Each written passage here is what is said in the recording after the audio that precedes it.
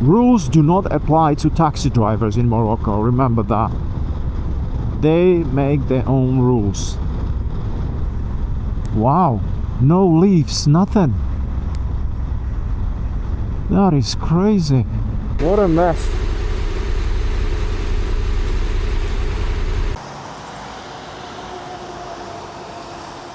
And here it is, the lighthouse of Rabat.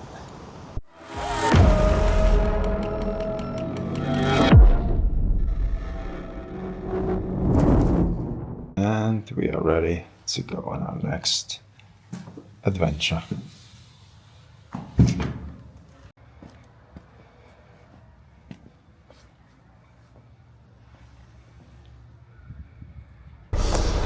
Alright, on the road we go again.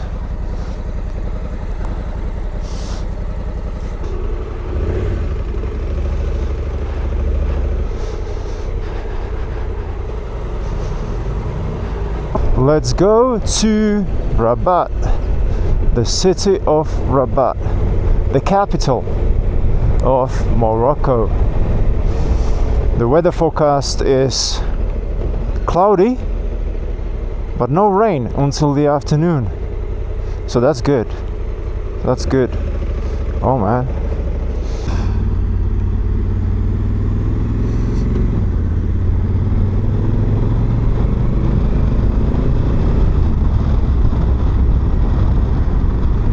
Look at that, man. You see, that's what I'm talking about. That's what I'm talking about. You see, Morocco, taxi drivers. Rules do not apply to taxi drivers in Morocco, remember that. They make their own rules. Look at that. Look at that, man. What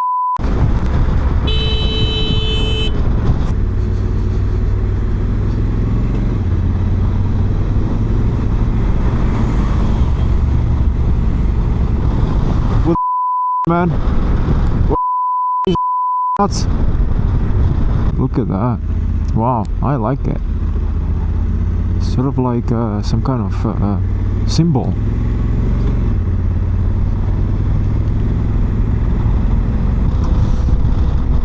Look at this boulevard.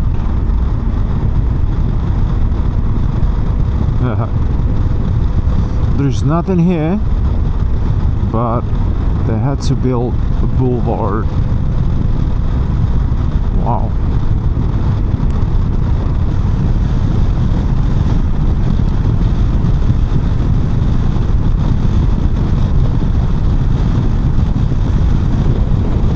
Oh man, I'm so pissed. All I needed is half an hour.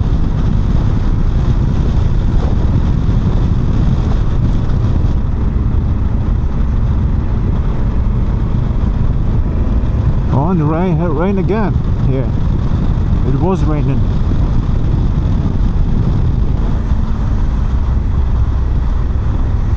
Look how they are cleaning the streets. Wow, no leaves, nothing. That is crazy. Okay, so there is no rain here, but it was raining. That's good for now.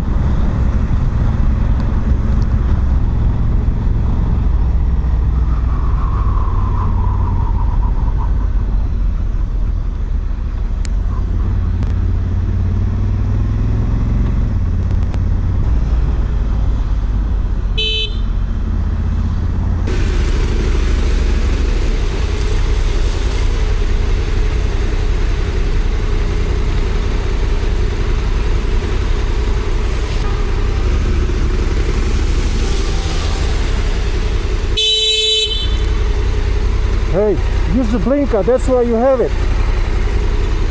Fucking hell, man. What a mess.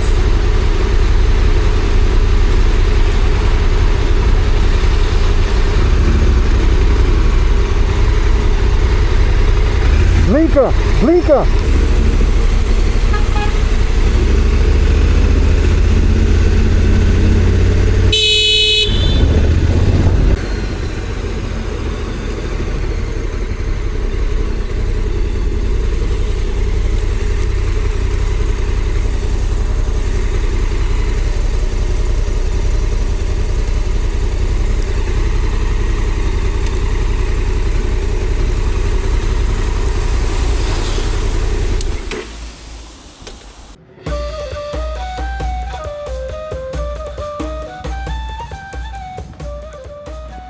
Rabat isn't the loudest city in Morocco, but it's one of the most important. This place has been the country's capital since 1912, and you feel that mix of politics, history and calm as soon as you roll in. It's cleaner, more organized and way more relaxed than the big hitters like Casablanca or Marrakesh. The city actually started way back in the 12th century under the Almohad dynasty. That's when the famous Hassan Tower was built, or at least started. It was supposed to be the world's biggest mosque, but the project never got finished. Today, you've got this huge half tower and a field of columns that show just how massive the place was meant to be.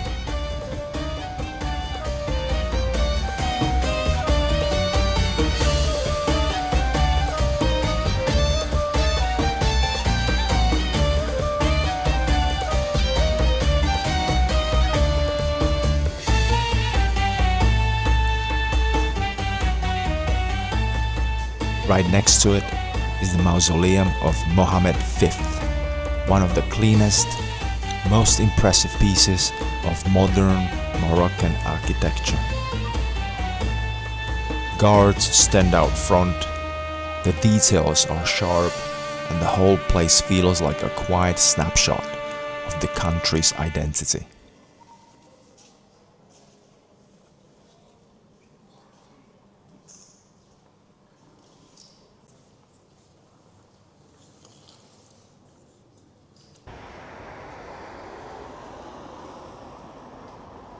Then there is the Kasbah of the Udayas, white and blue walls, narrow lanes, ocean views.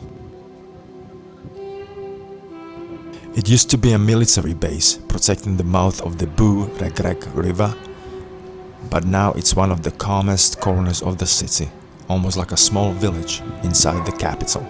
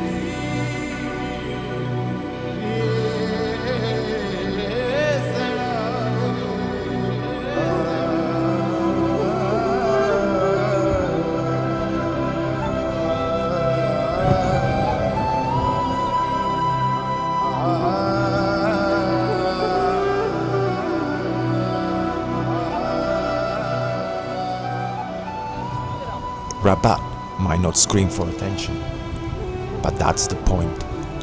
It's political, historic, and surprisingly laid back.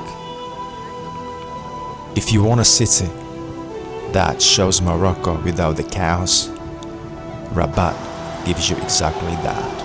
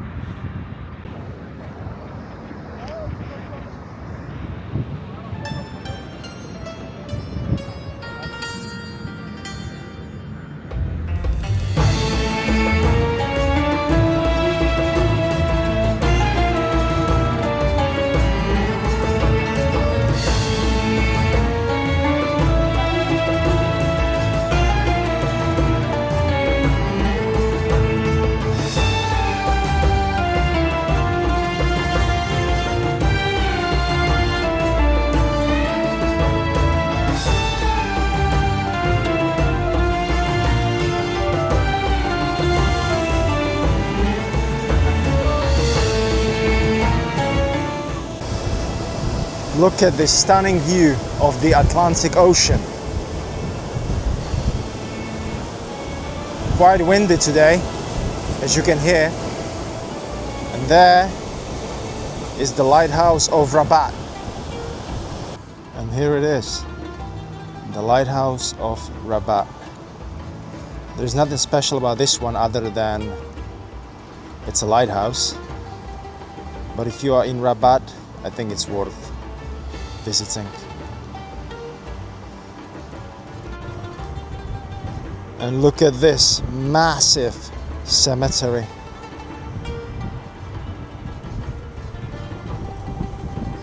Rabat's walls tell you more about the city than any museum. You've got layers built by different eras. The huge Almohad walls that you see here from the 12th century, the tighter Kasbah fortifications, and the later Andalusian walls around the Medina. They weren't built for show. They were real defensive lines that shaped how the city grew.